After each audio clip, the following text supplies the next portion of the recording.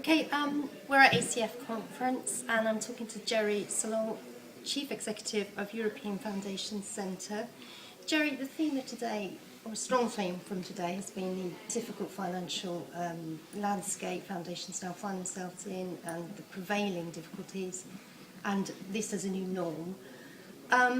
How have continental European foundations responded to these kind of issues? In very similar ways to UK foundations. It's actually, uncanny in some ways that basically the conversation is a very similar one. So I think that was one of the things I tried to say was how important it was that the UK foundations actually pay a bit of attention to what's also happening on the other side of the pond.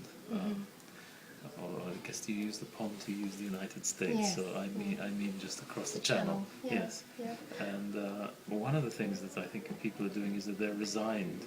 There's a sort of resilience and a resignation to the crisis, which wasn't there a couple of years ago. So there's people have kind of digested what it means, that it may mean scaling back a bit or maybe doing things differently. But they're sort of, don't want to call it energized, but they're reconciled to working with this over a long period of time. That's good. Actually an upbeat feeling.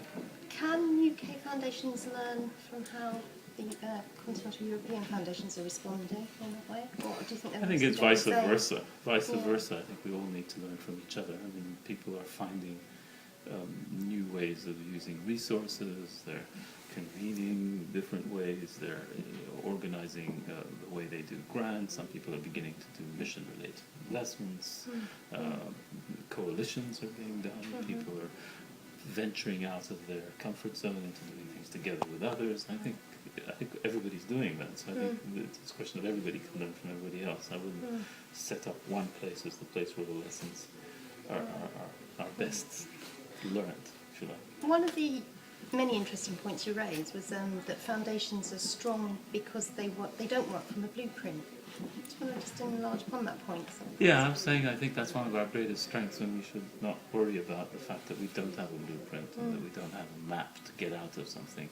That actually we're bricoleurs. We take what's to hand, what we have at our disposal. We use those tools in different ways, and we tweak them a bit. We try them in different combinations, and that's what makes foundations both so different, but also more resilient.